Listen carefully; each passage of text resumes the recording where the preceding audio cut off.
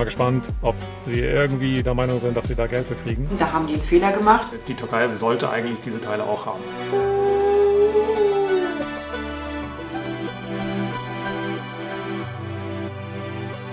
Und wir haben nichts erreicht. Mal gucken, wie wir uns da aus der Affäre ziehen.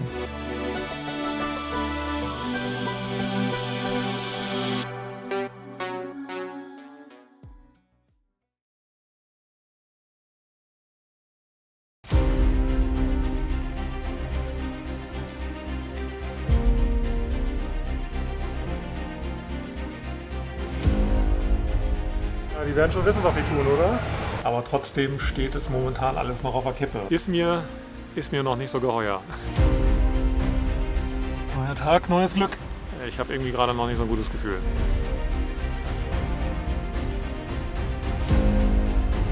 Wir haben jetzt das Konsulat in Izmir eingeschrieben, ob die uns irgendwie weiterhelfen können.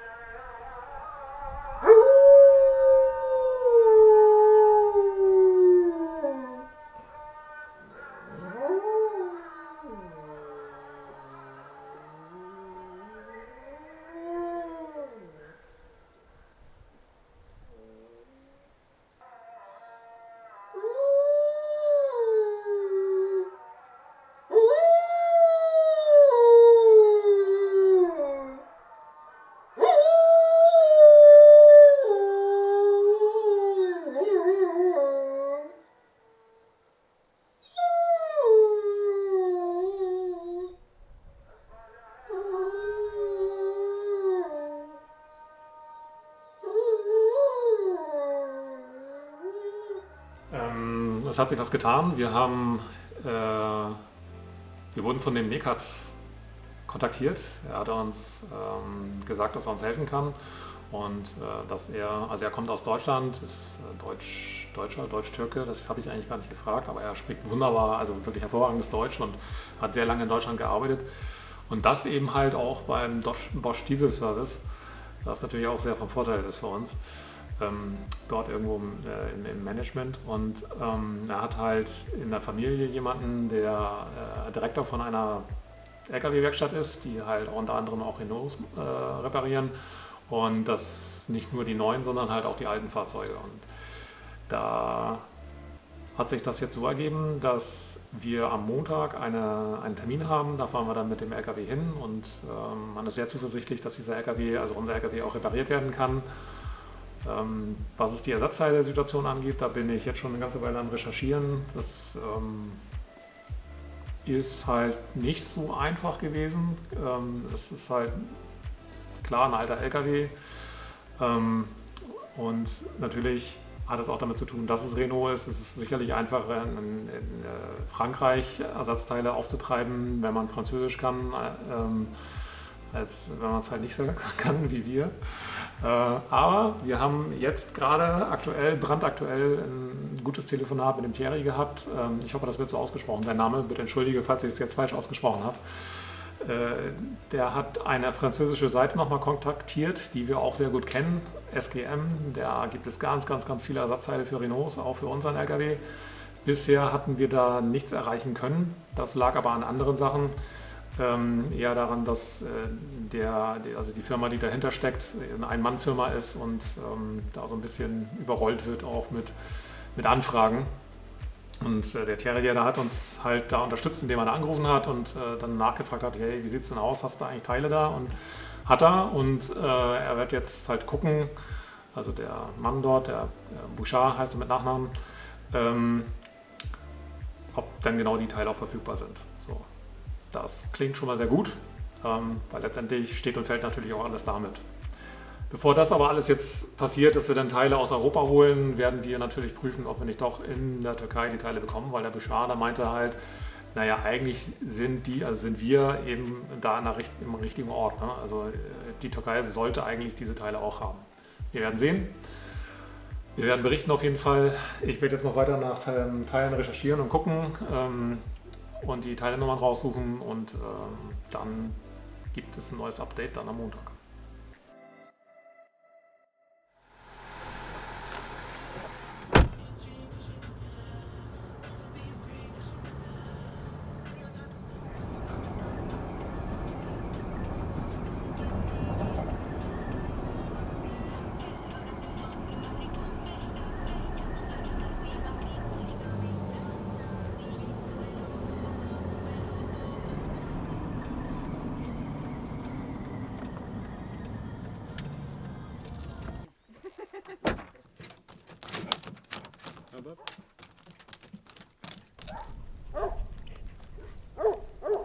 Holger und Manu haben uns auf ihren Sonntagsmorgens-Spaziergang mitgenommen und das ist genau das, was man braucht, um irgendwie den Kopf auch auszuschalten, um einfach mal woanders zu sein als irgendwie am LKW.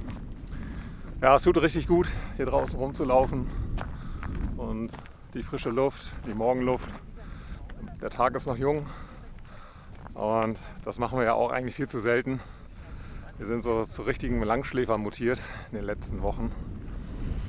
Aber ich denke, wir werden uns vornehmen, mal öfter irgendwie früher rauszukommen und ja, also diese ersten Stunden des Tages irgendwie zu genießen. Das ist schon irgendwie was Besonderes.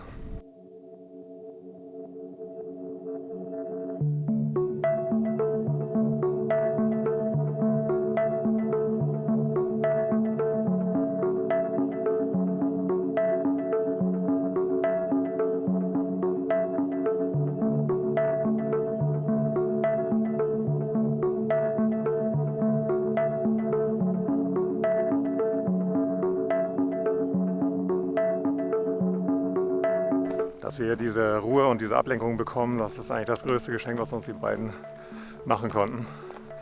Dass wir einen Ort bei denen gefunden haben, wo wir zur Ruhe kommen können und all die Schritte, die jetzt notwendig sind, auch in Ruhe überlegen können und in die Wege leiten können. Ja, und dann halt auch den Kopf abzuschalten. Es ist eine schöne Umgebung. Ja.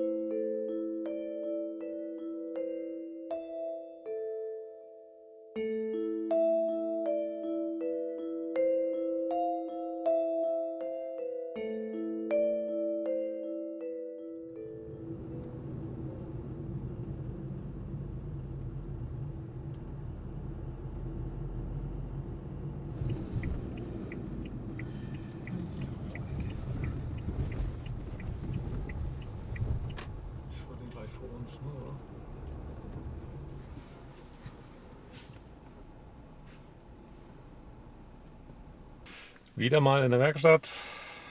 Täglich grüßt das Murmeltier. Renault heißt es, das Murmeltier. Nee, heute holen wir unseren LKW ab und fahren ihn in eine andere Werkstatt. Renault weiß noch nichts davon. Mal gucken, wie wir uns da aus der Affäre ziehen. Naja, also sie haben uns keine Lösung gebracht. Ist klar, dass wir jetzt weiterziehen. Bin mal gespannt, ob sie irgendwie der Meinung sind, dass sie da Geld für kriegen, für das, was sie nicht getan haben.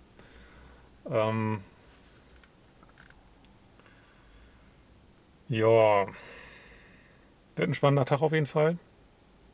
Wir haben in der neuen Werkstatt dann eine Telefonkonferenz sozusagen. Der Neckart aus Deutschland hilft uns dann zu übersetzen, um das ganze Problem und Ausmaß dem Werkstattmeister dort zu erklären und wie wir dann da wohl rangehen und welche Möglichkeiten dann bestehen. Genau. Ich werde den LKW hinfahren, Yvonne wird mit dem Mietwagen hinterherfahren. Noch irgendwas? Yvonne sagt nee. Dann mache ich mal Schluss.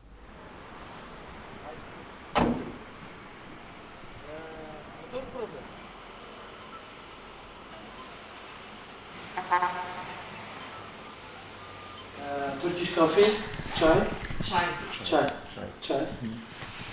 Günaydın, ne haber? İyi, çok şükür. Geçmiş bayram mübarek olsun. Bayram, valla yani buralardaydım. Antalya'ya gitmedim. Foça falan böyle yakın yerlere gittim. Ama şeydi yani çok şehir tatsızdı. Almanya'da varım hali hazırda. Tamam, şöyle yapacağım. Nasıl yapayım? Bunlar yanımda. Şöyle yapayım, ben yanlarına gideyim. Murat sagt, ihr habt ein Problem mit dem Motor und die Zylinder, ein von den Zylindern ist scheinbar irgendwie kaputt oder undicht und man kann nicht den einen Zylinder machen, sondern man müsste quasi alle Zylinder zusammen machen. Es ist nur die Frage, ob man die Ersatzteile kriegen kann. Ja. Und das muss geklärt sein. Genau. Und sobald das geklärt ist, dann, wenn du sagst, okay, die soll das aufmachen, die machen das auf.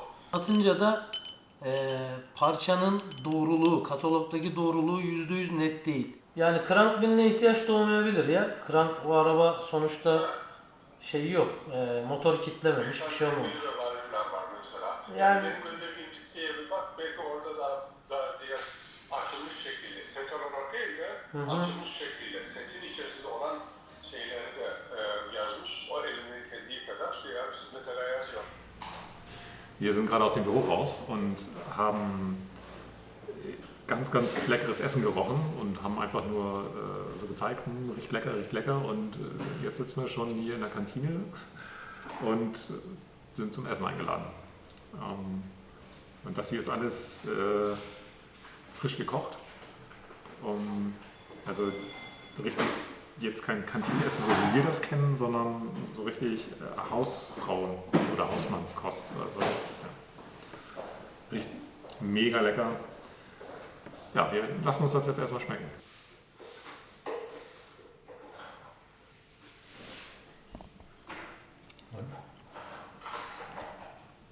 So lecker.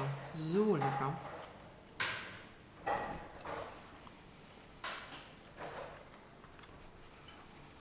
Richtig leckeres Hähnchen.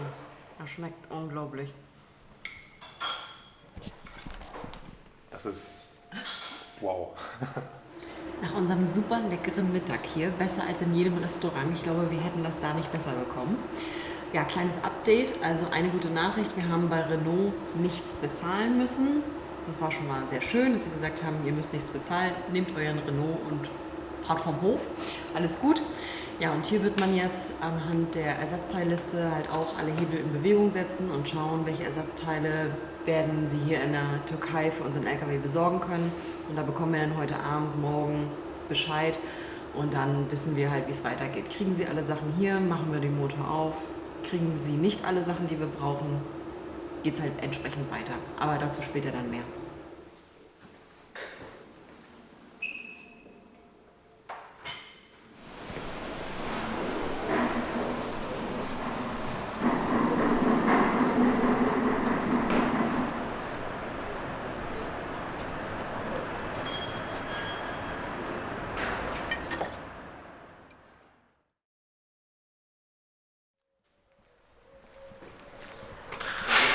Sehen, dass das ein Eingangstür ist. Ja, jetzt wird sehen, dass es ein Eingangstür ist.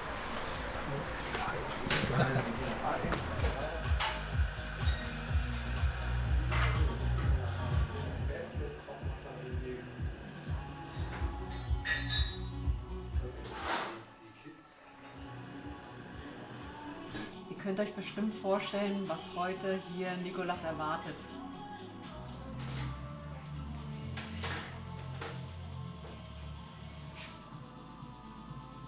Tamam, süper. Teşekkürler.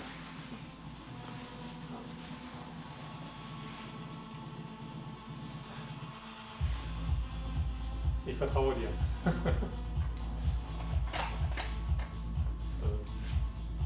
Teşekkürler. Sağ olun.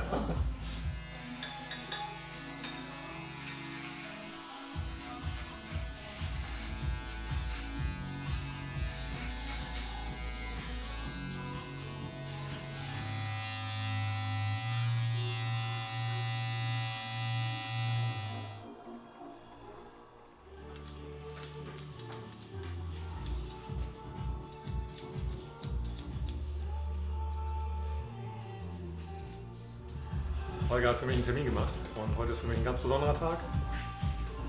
Ich glaube, das ist jetzt das erste Mal seit 3 oder 4 Jahren, dass ich wieder beim Friseur bin. Und das ist ja jetzt ein türkischer Friseur und ja, macht Spaß.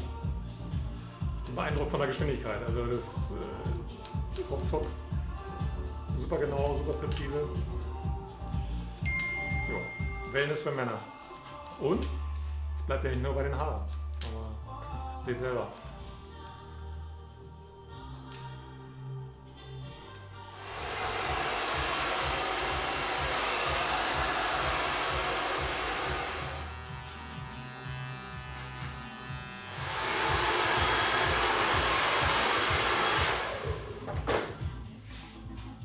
Okay.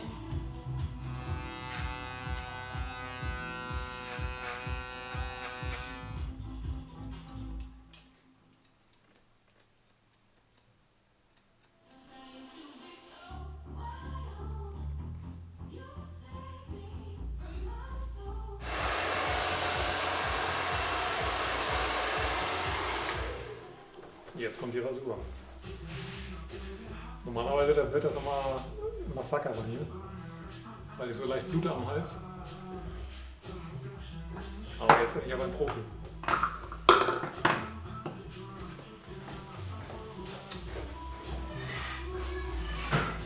Also Leute, wenn ihr einen Bart habt, es lohnt sich das mal in der Türkei auszuprobieren. Besonderes Erlebnis.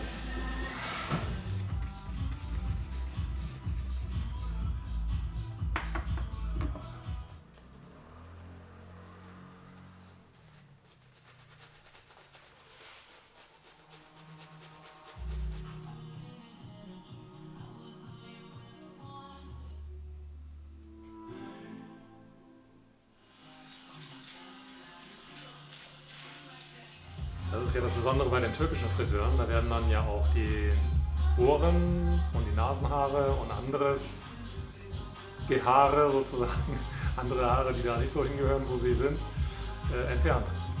Anders als beim deutschen Friseur. Und die Frage ist, was tut mehr weh? Nasenhaare, Ohrenhaare oder irgendwie an den Haaren hier oben irgendwo, keine Ahnung, ich weiß nicht, wo noch überall was entfernt wird. In wenigen Minuten werde ich es auf jeden Fall wissen.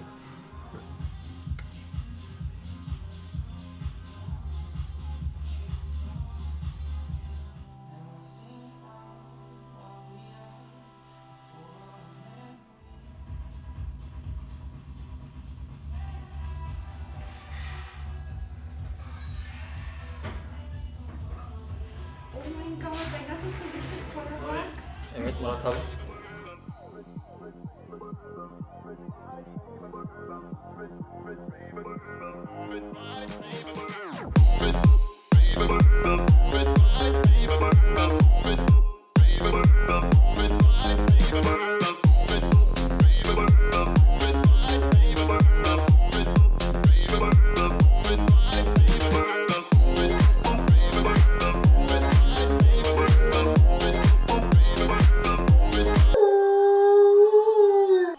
Tat es weh? Ja, nein. Was hat am meisten weh? Das war eben gerade heftig. Kann ich gar nicht sagen. Ja. Es ist, wirkt noch nah. Also es brennt jetzt hier einmal alles rundherum. Aber man kann es aushalten. Aber es prickelt jetzt. Und die Nase? Das ging eigentlich. Also da war das ging. Tatsächlich. Also als er das jetzt hier runtergenommen hat, das war eigentlich viel. Hat viel mehr gerissen. Also wie gesagt, das ganze Gesicht. Es fühlt sich so an, als hätte ich einen heftigen Sonnenbrand auf dem Gesicht.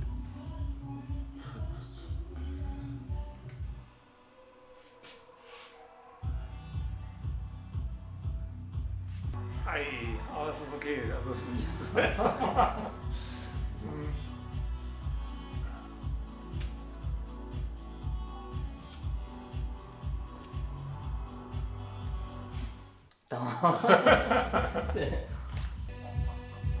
aber mein Bartwuchs ist so.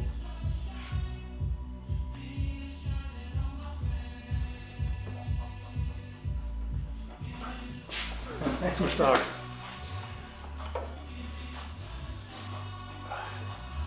Und würdest du ihr Leben, würdest du das jetzt immer machen? Nee. Man muss es mal mitgemacht haben, aber ich glaube nicht, dass ich das immer machen würde. Also wegrasieren ist okay. Ohren machen, Nase machen, okay. Aber die oberen Barthaare.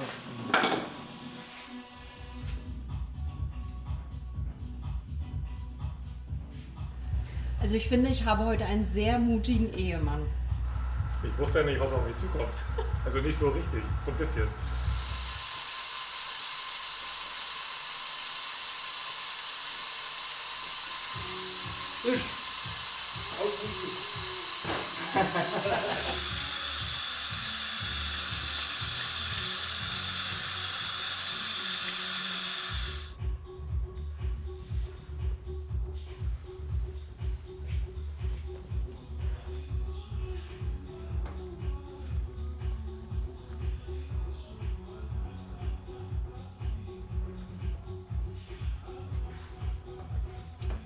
Aftershave.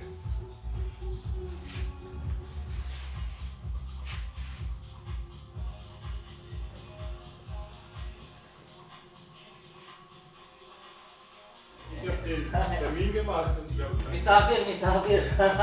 Misafir. Request. Çok teşekkürler. Güle. Görüşürüz güle güle. Also dein Fazit. Genau. Hat's wehgetan. Irgendwie hat alles gleich viel wehgetan. Wie sagte noch ein bekannter deutscher Sänger, es tut gleichmäßig weh oder so. Das war schon ganz schön. Also ja, geiles Erlebnis. Vielen Dank, Holger, dass du mich dazu eingeladen hast auf diesen türkischen Abend. Fand ich einfach mega. Hat Spaß gemacht.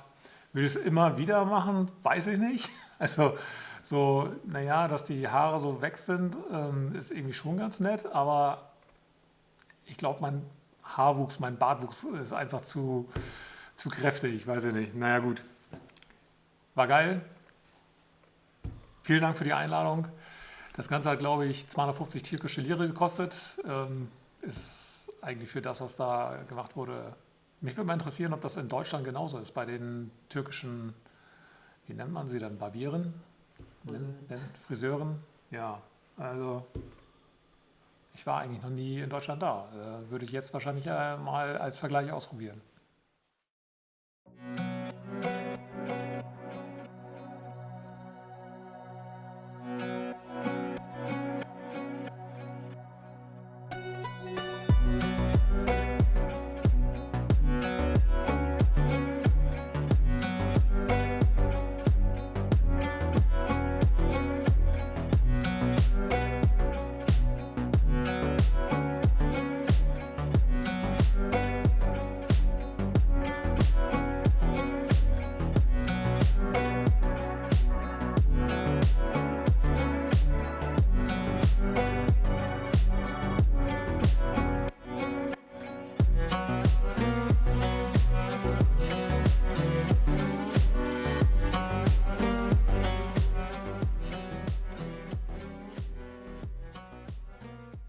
Ihr Lieben, wir haben heute ein neues Quartier bezogen. Die Manu und der Holger erwarten nämlich Besuch von ihrer Familie und wir waren ja schließlich 3 Wochen auch bei denen. Das war eine sehr schöne Zeit. 3 Wochen schon, ey. 3 Wochen.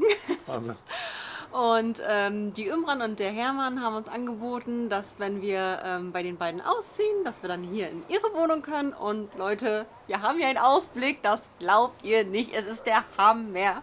Das sieht jetzt schon total geil aus. Ich bin schon gespannt morgen, wenn es hell ist, wie es aussieht. So eine schöne Wohnung. Vielen lieben Dank euch beiden, ne, dass wir hier wohnen dürfen. Ja, wir wissen ja noch nicht, was jetzt noch alles so passiert. Von daher... So viel dazu, es könnte ein längerer Aufenthalt werden. Es hat sich einiges getan, auch hinsichtlich unserer Aufenthaltsgenehmigung gibt es da einen Lichtblick am Horizont. Werden wir auch nochmal näher drauf eingehen, auf jeden Fall, auch in diesem Video. Und ja. Jetzt ist es schon sehr, sehr spät. Auf jeden Fall werden wir morgen mal ein Update geben.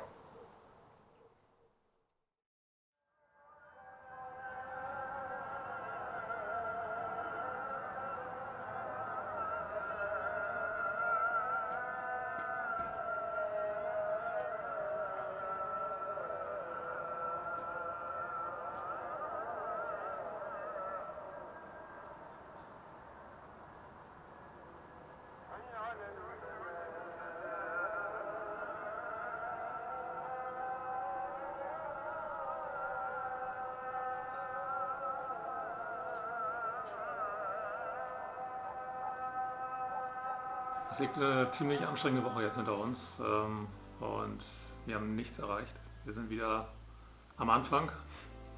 Die Werkstatt will unseren LKW nicht reparieren. Das war sehr enttäuschend, nicht nur für uns, sondern auch für den Nejat, der sich da echt sehr ins Zeug legt. Begründung war, man findet ja die Ersatzteile für das Fahrzeug nicht und daraufhin habe ich mich dann hingesetzt und nach einem Ersatzteile-Lieferanten in der Türkei gesucht und habe dann tatsächlich auch einen gefunden. Habe dem Prinzip die Ersatzteile auf dem Silbertablett fast schon serviert, also und trotzdem wollen sie nicht reparieren.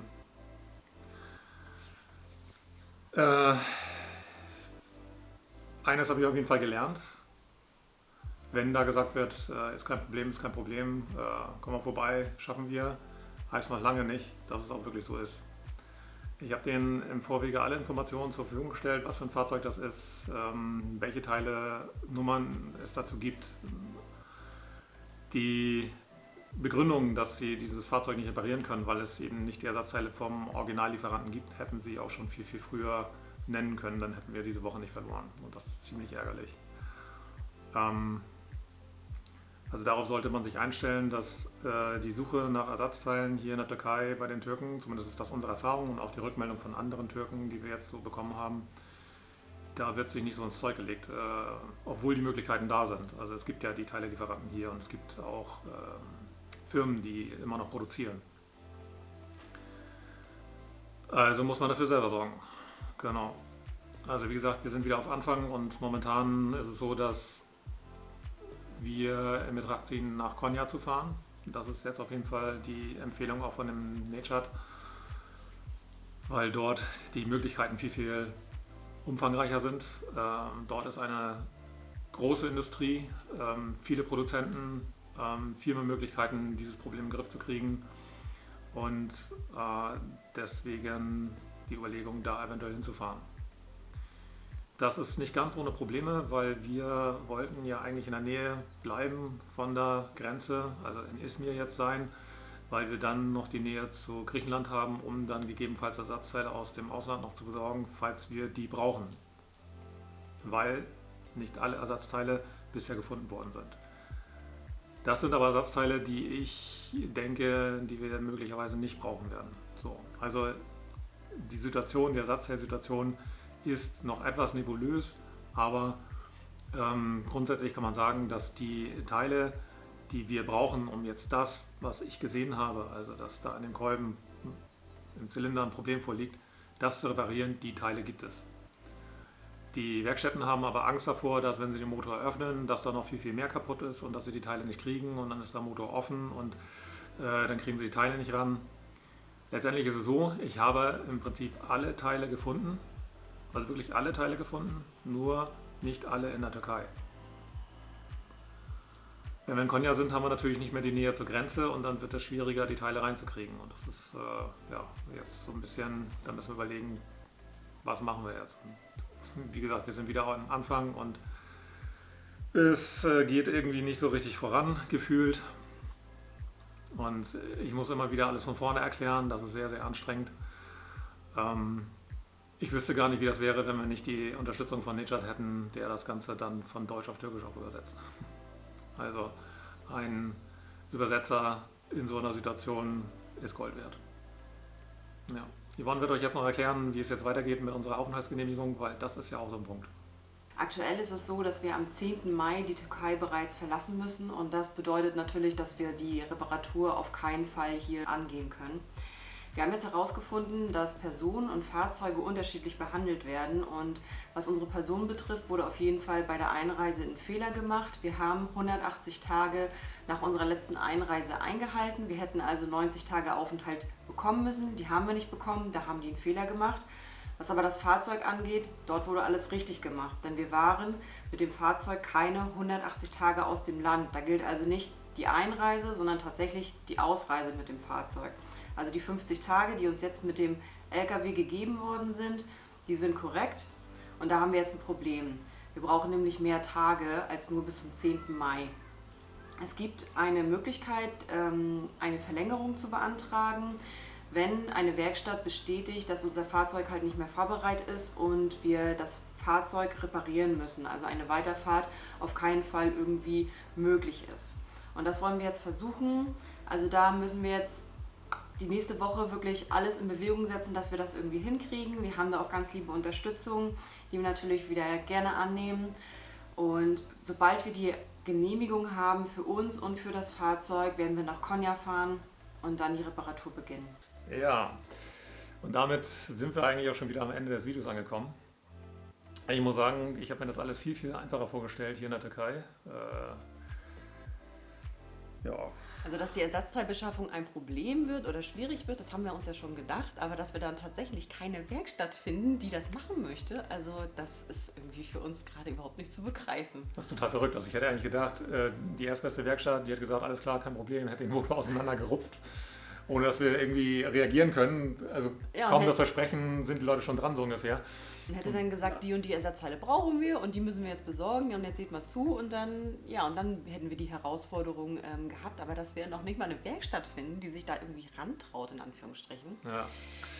Na gut. Gut, man muss vielleicht auch sagen, sie versuchen damit verantwortungsvoll umzugehen, weil sie natürlich Bedenken haben, okay, vielleicht kriegt man da das eine oder andere Teil dann doch nicht und ihr müsst dann halt schon zum 10. Mai, war das jetzt, wieder raus. Das wird gefährlich. So, das war ja so die Situation. Fairerweise muss man das sagen. Aber jetzt sind wir ja dabei, eben entsprechend eine Visumsverlängerung zu erwirken und das wusste die letzte Werkstatt auch. Die ist uns ja sogar dabei behilflich. Also ist es das auf jeden Fall nicht mehr. Also das Zeitproblem. Also vermutlich. Darauf hoffen wir ja noch. Naja, ich fahre es schon wieder. Uns widerfährt aber auch nicht nur Schlechtes. Man muss auch wirklich sagen, dass wir hier zum Beispiel so viele Unterstützung bekommen in der Schweiz oder auch von... in der Türkei. Nicht in der Schweiz. Wir sind in der Türkei. Naja, auf jeden Fall, wir sind jetzt hier in einer mega schönen Wohnung schon wieder. Auch die Zeit, die wir vorher bei Holger und Manu verbracht haben, auch total super Unterstützung. Und das allein ist ja schon eine Erfolgsstory. Und eine weitere Erfolgsstory ist unser Spendenaufruf an euch. Wir haben den ja vor einem Monat gestartet, diesen Aufruf, diesen 1 € Spendenaufruf. Und selbst heute noch sind noch wieder Spenden eingetrudelt. Und was ihr uns auch immer dazu schreibt, das ist einfach so... Rettet Odin. Rettet Odin. Genau. Odin muss weiterrollen. Genau. Haltet durch. Und das ist so süß. Und wir möchten uns 1000-mal bei euch bedanken. Ihr seid einfach so genial.